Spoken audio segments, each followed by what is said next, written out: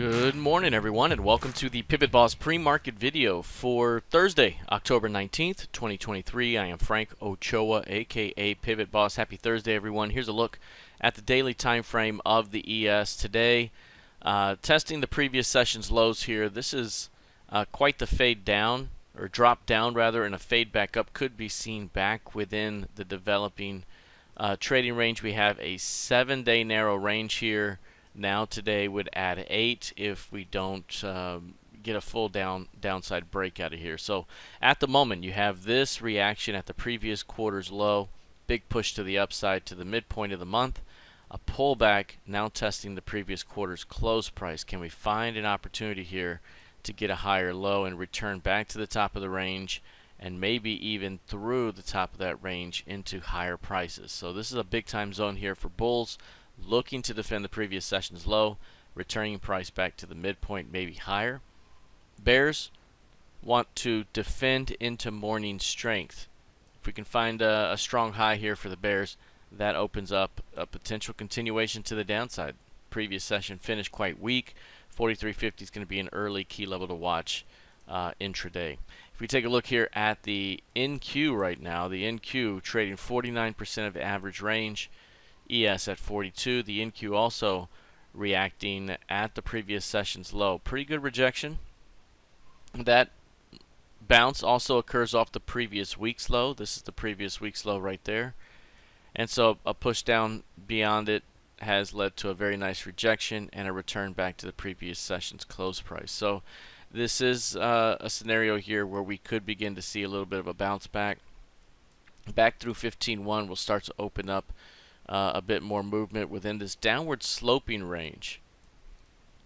So perhaps the move into 15.2 could be ahead in a bullish scenario here. Right now, the low of the day, 14,937, averaging about 250 points per day. 250 would be about right. That's what we've seen here over the last several days of range. So again, a little bit of a bounce could be ahead if we can continue to stay above that 15K level. Failure here, and you're opening up that section here down below into the previous quarterly low, 14.6. 14.6 would be a big level here if we fail at 15K. All right, here is a look at crude oil. Crude down about 0.5% right now. This one right here in a narrow range over the last several days.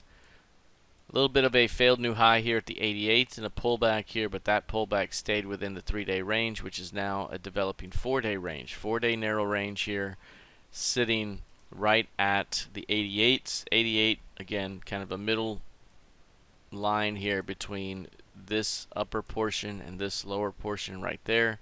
And again, to push through 88s to get a transition day would open up the upper portion of this range in the 95s.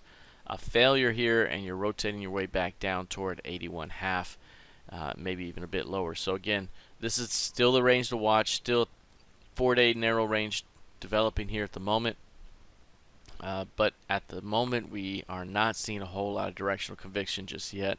Still an upward trend, and through 88 again provides a clear path toward 94, 95 ahead. So given the higher lows we've seen, given the little bit of a failed new low here, can bulls push this thing through those 88s up ahead? We'll see. All right, looking at gold futures, this one right now down just a little bit here, really just kind of narrow range, inside day, 40% of average range, 10 points of range right now. The previous session, high range day right there, you can see 40 points of range, super high range day. And then intraday, there was a pretty strong top, dropped, found a strong bottom at 1950, and then rallied again. So 1950 is about right here. The strong top for the day is 1975s, which is here. That right there is an impulse move on an intraday time frame that creates a great key range. We are likely going to stay in the boundaries of that range throughout much of the day today. So if we get up to the high, it probably fades back. If we get to the low, it fades back.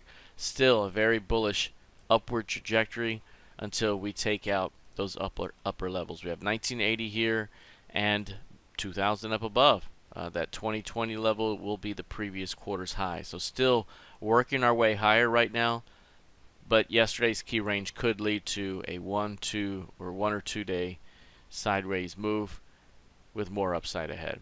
Lastly, taking a look here at the YM. Now the YM has been holding on to the previous sessions low and also that quarterly close there. That's a big time look that the bulls want to keep in play here.